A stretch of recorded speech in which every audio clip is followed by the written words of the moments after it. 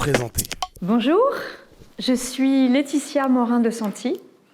Je suis coach, formatrice, facilitatrice. Je me définis comme facilitatrice dans mon métier. J'aime bien l'idée de faciliter mon rôle auprès de groupes, auprès d'intervenants, auprès de participants ou de cadres, et de faciliter la mise en relation, de faciliter les apprentissages, de faciliter un accompagnement professionnel ou managérial. Quelles ont été les grandes étapes de votre parcours professionnel ? Alors, je fais ce métier de coach et de formatrice depuis une dizaine d'années, depuis 2011 exactement, où j'ai créé ma propre structure qui s'appelle EFILA, et j'interviens auprès de groupes, d'entreprises, de partenaires, en coaching ou en formation notamment, ou organisation d'ateliers. Auparavant, j'ai eu un parcours d'une quinzaine d'années dans les médias, où j'ai exercé dans des entreprises du domaine des médias, notamment dans ce qu'on appelle les régies publicitaires, et dans un deuxième temps, dans l'audiovisuel, où j'ai travaillé les 8 dernières années, donc avant 2011, et j'étais également manager d'une équipe commerciale. Comment et pourquoi êtes-vous devenue formatrice ? Au démarrage, il y a eu une rencontre, comme régulièrement dans mon parcours et régulièrement dans mes différentes activités, et une rencontre qui m'a amenée à faire un bilan de compétences. Et lors de ce bilan de compétences, effectivement, tous les métiers de l'accompagnement humain ressortaient en priorité et caractérisaient bien et mon potentiel et mon profil et l'envie de me transposer dans un parcours de vie et un parcours professionnel. Donc quand le moment est venu pour moi, je le dis vraiment comme ça parce que c'est toujours une histoire de synchronicité aussi, quand le moment est venu pour moi, j'ai décidé de me lancer, de faire différentes formations qui étaient importantes et structurantes pour acquérir aujourd'hui ce métier de formateur et de facilitateur et de coach. Et à travers ces différentes formations, ça m'a permis de gonfler d'une part ma boîte à outils, si je puis dire, mon parcours, mon accompagnement aujourd'hui pour les managers et mon envie surtout de gonfler cette boîte à outils, d'en découvrir davantage et d'aller plus loin. Quels sont vos rôles et vos missions ? Alors dans mes rôles et mes missions du quotidien, c'est vrai qu'il y a plusieurs pans sur lesquels j'interviens. D'une part, le domaine commercial, que je suis la seule à mener, puisque je suis seule dans ma structure. Donc c'est vrai qu'il y a des préoccupations, de la gestion du quotidien, gestion commerciale avec mes clients, du suivi commercial, être présente en rendez-vous. Il y a aussi une partie pédagogique. Je peux répondre à des appels d'offres, à des demandes particulières, à des problématiques liées à des attentes précises sur une population de managers. C'est surtout la population sur laquelle j'interviens. Et puis, il y a un troisième rôle qui est être directement en intervention. Donc, soit lors d'animation de sessions de formation, soit lors d'animation d'ateliers, par exemple de co-développement professionnel, qui est une activité dont je m'occupe beaucoup et sur laquelle j'interviens beaucoup. C'est vraiment mon rôle là, de facilitatrice, comme je l'ai dit au démarrage. Et puis, j'interviens aussi en coaching. Donc, je fais aussi du coaching. Je fais des accompagnements individuels auprès d'une population de managers. Quel est votre domaine d'expertise ? Alors, j'interviens plus particulièrement sur 3 domaines assez complémentaires et à la fois qui apportent une réponse différentes auprès des entreprises dans lesquelles j'interviens. D'une part, j'interviens sur un domaine de la qualité de vie au travail, avec notamment la certification d'un outil qui s'appelle WellScan, avec lequel je travaille beaucoup et j'aime beaucoup intervenir en entreprise avec cet outil qui permet de faire une espèce de photographie de l'état de bien-être au travail ou de l'état de stress ou de préoccupation des collaborateurs au sein d'une entreprise. Le deuxième point, j'interviens également sur du co-développement professionnel, qui est un outil de facilitation et un outil en fait de coaching collectif. C'est de l'intelligence collective, comme on l'appelle également beaucoup en ce moment, et qui intervient auprès d'une population de cadres ou de managers, mais aussi sur tout autre type de population. Ce qui est important, c'est de conserver à peu près les mêmes statuts et les mêmes niveaux d'intervention dans l'entreprise. Et la force, c'est que l'intelligence collective permet à cette population d'avancer sur un sujet ou sur une préoccupation ou sur une problématique qui leur est forte ou leur est préoccupante en ce moment et permet de générer de la richesse du collectif, de co-construire, donc de co-développer en fait tous ensemble. Donc ça, c'est un outil qui est très intéressant et qui est ce rôle un peu de coaching collectif. J'interviens également avec la ProcessCom, qui est un outil que j'ai découvert au démarrage de mon parcours. Donc en 2010, avant de créer EFILA et avant d'être intervenante à mon compte, la ProcessCom est un outil de communication, de facilitation de la communication.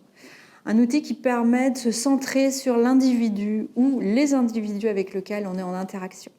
Quand je dis interaction, évidemment, ça va beaucoup plus loin, puisque ça peut être de l'interaction humaine, mais au-delà de l'interaction humaine, on peut manager après des gens, on peut mieux comprendre une relation de communication, on peut mieux comprendre une relation de vente, on peut mieux comprendre une relation d'équipe. Donc la ProcessCom est un outil extrêmement fort et extrêmement puissant, qui est un vrai atout majeur au sein des entreprises. Pouvez-vous revenir sur la formation ProcessCom ? Alors la force de la ProcessCom, les fondements, ça vient d'un outil de psychologie qui s'appelle l'analyse transactionnelle. Et le créateur de la ProcessCom a eu l'excellente idée, en fait, d'en extraire pour lui ce qui lui paraissait le plus performant, le plus puissant et surtout le plus opérationnel. Et évidemment d'avoir une traduction après pour aller plus loin et comprendre le fonctionnement de la communication entre individus. Et donc, il a créé cet outil qu'il a appelé Process Communication. Qu'est-ce qu'il y a dans la Process Communication ? L'idée, c'est d'avoir déterminé 6 profils d'individus qui vont avoir des manières propres à chacun, bien à eux, de communiquer, mais également de percevoir les choses, de percevoir le monde, de percevoir les problématiques, les enjeux dans lesquels ils sont, et autour de ça, de percevoir l'intégralité des échanges qu'ils vont avoir avec les différents individus. Donc ça nous donne un vrai éclairage sur la façon dont vont se passer les choses quand vous abordez, comme je l'ai dit, une relation professionnelle ou une relation managériale, un entretien, juste un échange en communication. Il y a beaucoup de choses qu'on arrive à déceler, c'est extrêmement performant. Moi, j'aime beaucoup cet outil que j'utilise et en atelier et en formation, mais aussi en coaching, parce que ça nous donne des indicateurs très puissants et très forts sur l'individu lui-même, d'une part. Donc c'est ça qui fonctionne beaucoup et qui séduit énormément les entreprises, mais également les populations de managers que je rencontre, puisque c'est un outil qui permet à la fois à chaque individu d'avoir une espèce de prise de recul sur lui-même. De mieux se comprendre en fait. C'est vraiment une des caractéristiques qui ressort en priorité, c'est j'apprends à mieux me comprendre et j'apprends à mieux identifier ce que je ressens, ce que je vois du monde et finalement ce que je vois de mes relations interpersonnelles avec les gens. Comment je m'inscris dans le monde aujourd'hui actuellement et même dans mon entreprise, il y a beaucoup de choses que j'arrive à déceler, ne serait-ce qu'à travers la process communication. Donc c'est une première étape extrêmement enrichissante pour chaque individu. Et puis la deuxième étape extrêmement intéressante et enrichissante, c'est qu'on va plus loin. Une fois qu'on a compris comment fonctionner mieux et comment mieux comprendre certaines de nos réactions et certaines de nos attentes, ça nous permet de transposer des choses sur les gens avec lesquels on travaille et sur les interactions qu'on a au quotidien. Qu'elles soient bien sûr personnelles. Dans la vie personnelle de chacun, c'est une vraie marche énorme qu'on arrive à gravir, mais aussi, bien sûr, dans sa vie professionnelle, on arrive à mieux comprendre le fonctionnement de notre équipe dans laquelle on se situe, mais aussi de certains de nos échanges, de nos relations clients, de nos relations du quotidien, professionnel et autres. Donc, il y a un vrai gap très intéressant dans le management. Aux États-Unis, puisque c'est un outil qui nous vient des États-Unis, c'est un outil américain qui a été créé à la fin des années 70. Aux États-Unis, il y a une vraie dimension de coaching personnel, de coaching life, etc. Donc c'est un outil qui rentre beaucoup dans la vie de famille, par exemple. La ProcessCom, elle intervient dans la vie de famille, dans la gestion de l'humain, mais aussi dans les écoles, par exemple. Il y aurait un sujet extrêmement intéressant et performant à amener aujourd'hui la ProcessCom dans le milieu universitaire et dans le milieu scolaire. C'est sûr, c'est d'une richesse inouïe. En France, on a eu l'idée, alors c'est peut-être très européen et très français, on a eu surtout l'idée de l'amener dans le monde de l'entreprise, tant les bénéfices pour l'entreprise sont immédiats. Mais vous voyez, ce serait un outil qui permettrait vraiment d'avoir des bénéfices complets dans la vie de chacun. Vous êtes également coach certifié. Quelles sont les grandes différences avec le métier de formateur ? Alors dans mon parcours, ça me paraissait intéressant et même plus qu'intéressant, ça me paraissait primordial pour moi par rapport à mes attentes et mes besoins d'accompagnement humain que je me certifie à une école de coaching. Ce que j'ai fait en 2015, je suis certifiée coach professionnel avec le master de l'ICI, l'Institut du coaching international. Ce qui est intéressant dans ce rôle de coaching et dans cette posture différente de ma posture de formatrice, c'est le pendant entre les deux, j'ai envie de dire, c'est la facilitation, vous voyez, c'est pour ça que je l'ai cité. C'est d'être vraiment l'accompagnant, vraiment le catalyseur des idées, des besoins, des envies qui vont émerger du coaché avec lequel je travaille. Le coaching, c'est amener le coaché d'un point A vers un point B. C'est lui qui fait le travail, c'est lui qui fait le chemin. Le coach lui permet de faire émerger des attentes, des besoins, des idées, de prendre de la hauteur, de mettre des mots et de conscientiser finalement ce qu'il a envie de mettre au service de ses actions, ce qui lui paraît nécessaire à faire bouger pour mettre du changement, en tout cas se mettre en action dans sa vie. Et c'est ça qui est extrêmement intéressant, c'est que les choses interviennent et bougent naturellement seules avec l'accompagnement, avec ce catalyseur que va apporter le coach. Le gros du travail, c'est le coaché qui le fait. En fait, le coach est là pour accompagner, pour marquer toutes ces étapes de changement, pour observer toute cette période et ce changement en accompagnement et en protection en fait, avec le coach. Quelles sont vos missions avec Ressources Plurielles ? Alors, le démarrage de ma collaboration avec Ressources Plurielles vient d'une rencontre avec Jean-Louis Chaplet. On se connaît, nous avons collaboré ensemble depuis 2017 ou 2018 environ. Et avec Jean-Louis, il m'a confié au fur et à mesure des années, de ses clients, de mes champs d'expertise, différentes interventions. Donc j'interviens auprès de l'enseignement privé sur des sessions de management. J'interviens auprès d'un client dans le secteur de l'assurance mutuelle professionnelle. Et j'interviens aussi particulièrement auprès d'un client de l'industrie automobile avec lequel nous avons développé des sessions dont le but était d'amener de la communication plus fluide et de l'adaptation auprès d'un public qui venait d'un public travaillant en usine ou travaillant de façon opérationnelle en logistique ou sur des chaînes de montage. Donc, auprès de ce client, nous avons pu intégrer de la ProcessCom, ce qui était absolument nouveau et inconnu par ce client, puisque l'idée était d'amener comment les intervenants dans le domaine logistique allaient pouvoir mieux comprendre les vraies attentes de leurs interlocuteurs. La difficulté pour eux, c'est qu'ils sont souvent au téléphone avec ces interlocuteurs-là, et qu'on a réussi à leur montrer que même la ProcessCom pouvait apporter un plus dans la relation client ou dans la relation avec un contact, ne serait-ce qu'au téléphone, en arrivant à mieux comprendre, mieux cerner quelles pouvaient être les attentes cachées ou quelles pouvaient être les différentes ressources à mettre en œuvre au lieu de dérouler une espèce d'argumentation ou une espèce d'entretien déjà tout fait, tout préparé. Et que voilà, ça allait pouvoir remanier leur façon de gérer les entretiens et même les entretiens téléphoniques. Comment voyez-vous l'évolution de la formation professionnelle ? C'est la question du moment. C'est la question qu'on se pose tous depuis quelques années.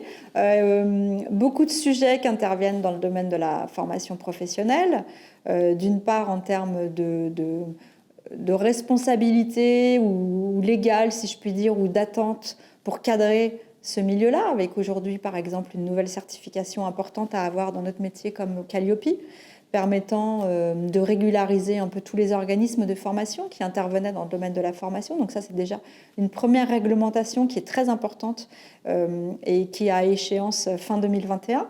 Et puis à côté de ça, on a tous vu, vécu, compris qu'on était dans un monde, alors depuis quelques années déjà, mais la crise sanitaire nous a mis complètement le pied dans ce monde qu'on appelle aujourd'hui VICA, vulnérable, complètement incertain, complexe et très ambigu, dans lequel il a fallu qu'on soit d'autant plus adaptable, ce qui faisait déjà la force de nos métiers d'accompagnement et de nos métiers de formation.